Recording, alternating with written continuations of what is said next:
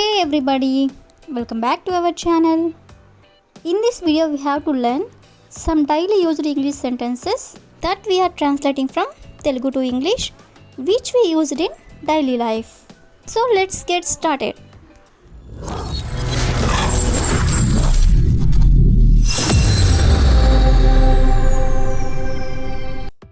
Before going to the topic, if you like this video, please like and share to your friends and family members, and also don't forget to subscribe my channel.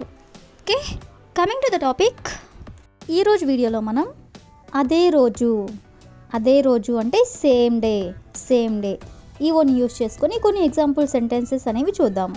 So first one is అదే రోజు ఆమె అతనిని కలిసింది.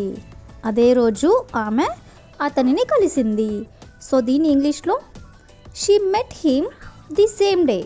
She met him the same day అంటే ఆమె అతనిని అదే రోజు కలిసింది అని. అదేవిధంగా నెక్స్ట్ వన్ ఈజ్ అదే రోజు నాకు జాబ్ వచ్చింది. అదే రోజు నాకు జాబ్ వచ్చింది. సో దీని ఇంగ్లీష్లో I got the job on the same day. I got the job on the same day అంటే అదే రోజు నాకు జాబ్ వచ్చింది అని. అదేవిధంగా నెక్స్ట్ వన్ ఈజ్ అదే రోజు అతను విదేశాలకి వెళ్ళాడు. అదే రోజు అతను విదేశాలకి వెళ్ళాడు. సో దీని ఇంగ్లీష్లో he went abroad on the same day. He went abroad అంటే అతను విదేశాలకు వెళ్ళాడు. ఆన్ ది సేమ్ డే అంటే అదే రోజు. అదేవిధంగా నెక్స్ట్ వన్ ఈజ్ అదే రోజు మేము పెళ్లి చేసుకున్నాము. అదే రోజు మేము పెళ్లి చేసుకున్నాము. సో దీని ఇంగ్లీష్లో we got married on the same day.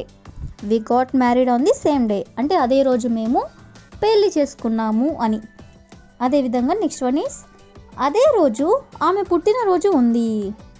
అదే రోజు ఆమె పుట్టినరోజు ఉంది. సో దీన్ని ఇంగ్లీష్లో she had her birthday on the same day.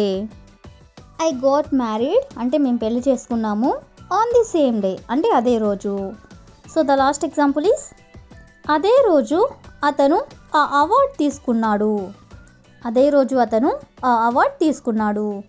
So దీని ఇంగ్లీష్లో he received that award on the same day. He received that award అంటే అతను అవార్డ్ తీసుకున్నాడు. ఆన్ ది సేమ్ డే అంటే అదే రోజు. సో ఈ విధంగా మనం కొన్ని ఎగ్జాంపుల్స్ అనేవి చూసాం కదా. నెక్స్ట్ వచ్చేసరికి రచ్చ చేయకు లేదా రచ్చ చేస్తున్నారు లేదా రచ్చ ఎందుకు చేస్తున్నావు ఇలాంటి వాక్యాల్ని మనం చాలా సందర్భంలో వాడుతూ ఉంటాం కదా. సో ఈ వర్డ్స్ని యూజ్ చేసుకొని కొన్ని ఎగ్జాంపుల్ సెంటెన్సెస్ అనేవి చూద్దాం. సో ఫస్ట్ వన్ ఈస్ అనవసరంగా ఇక్కడ రచ్చ చేయకు. అనవసరంగా ఇక్కడ రచ్చ చేయకు ఇలా చాలా సందర్భంలోనే అంటూ ఉంటారు కదా.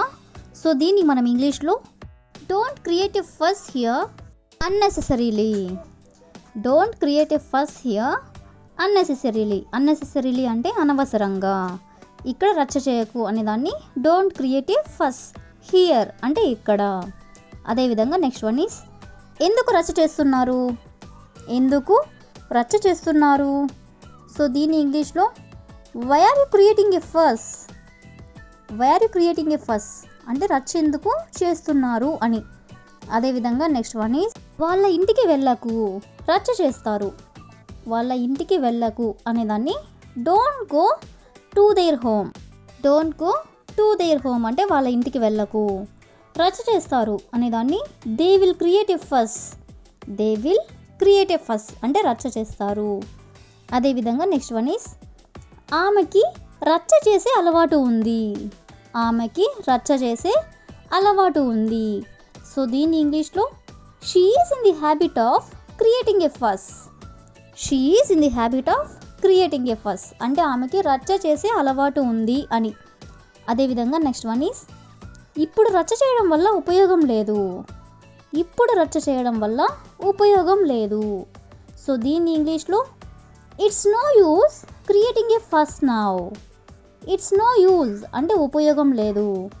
క్రియేటింగ్ ఎ ఫస్ నౌ అంటే ఇప్పుడు రచ్చ చేయడం వల్ల.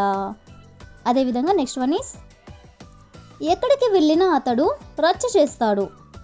ఎక్కడికి వెళ్ళినా అతడు రచ్చ చేస్తాడు ఇలా అంటూ ఉంటారు కదా. సో దీని ఇంగ్లీష్లో everywhere he goes he will create a fuss. Everywhere he goes అంటే అతను ఎక్కడికి వెళ్ళినా he will create a fuss అంటే అక్కడ రచ్చ చేస్తాడు అని. అదేవిధంగా నెక్స్ట్ వన్ ఈజ్ వాళ్ళని బయట ఆడుకోనివ్వు, లేకపోతే ఇంట్లో రచ్చ చేస్తారు. వాళ్ళని బయట ఆడుకోనివ్వు అనేదాన్ని let them play out side, let them play out side.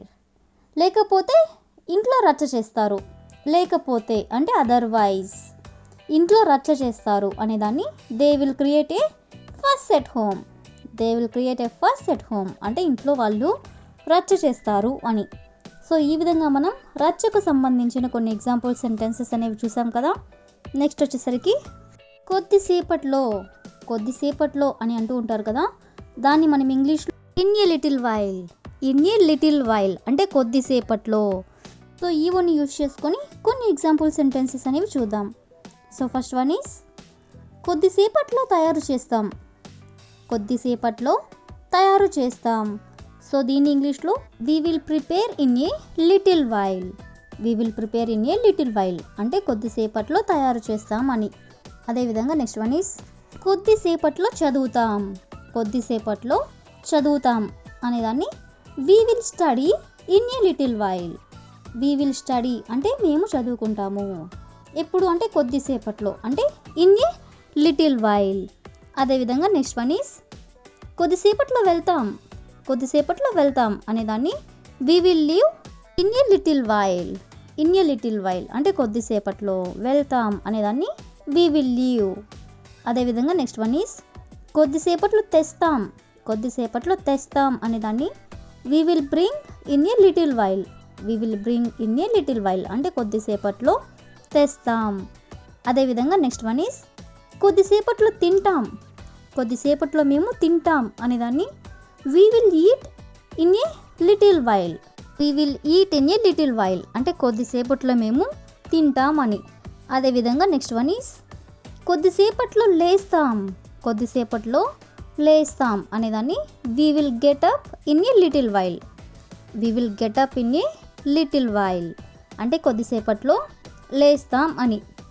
అదేవిధంగా నెక్స్ట్ వన్ ఈస్ కొద్దిసేపట్లో తెస్తాం, కొద్దిసేపట్లో తెస్తాం అనేదాన్ని we will bring in a little while, we will bring in a little while అంటే కొద్దిసేపట్లో తెస్తాం అని.